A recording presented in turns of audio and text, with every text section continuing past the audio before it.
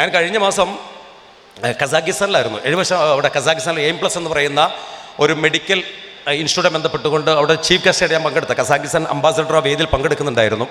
അപ്പോൾ അവിടെ വെച്ചിട്ട് കുട്ടിയോട് ഞാനിങ്ങനെ ചോദിച്ചു, ഞാൻ ഓരോ അഭിപ്രായങ്ങളൊക്കെ ചോദിച്ചു, ലഹരിയെക്കുറിച്ചൊക്കെ ചോദിച്ചു. അങ്ങനെ ചോദിച്ചു വന്ന കൂട്ടത്തിൽ അതിനകത്ത് സാന്ദ്രബയുടെ ചോദിച്ചു, ശരി ഇങ്ങനെയൊക്കെ കഴിഞ്ഞല്ലോ, ഇനി എന്ത് ചെയ്യാൻ പറ്റും, what can be done now. So അപ്പോൾ അതിനകത്തൊരു കുട്ടി എഴുന്നേറ്റത് പറഞ്ഞൊരു ചോദ്യം ഉണ്ട്, എന്നോട് പറഞ്ഞ ചോദ്യമാണ്.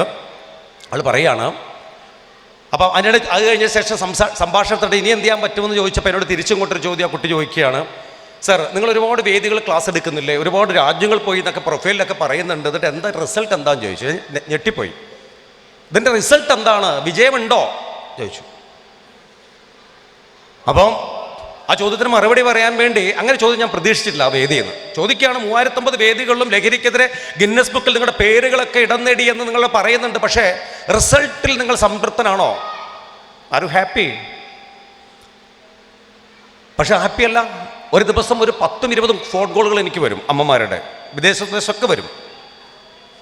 ഇവരെല്ലാം പറയുന്നത് മക്കളെക്കുറിച്ചുള്ള ആശങ്കകളും ആദികളും പറഞ്ഞുകൊണ്ടിരിക്കുക. ഇതിപ്പോൾ കൂടി വന്നുകൊണ്ടിരിക്കുക. ശരിയല്ലേ? ഇതെല്ലാം കൂടി വന്നുകൊണ്ടിരിക്കുക.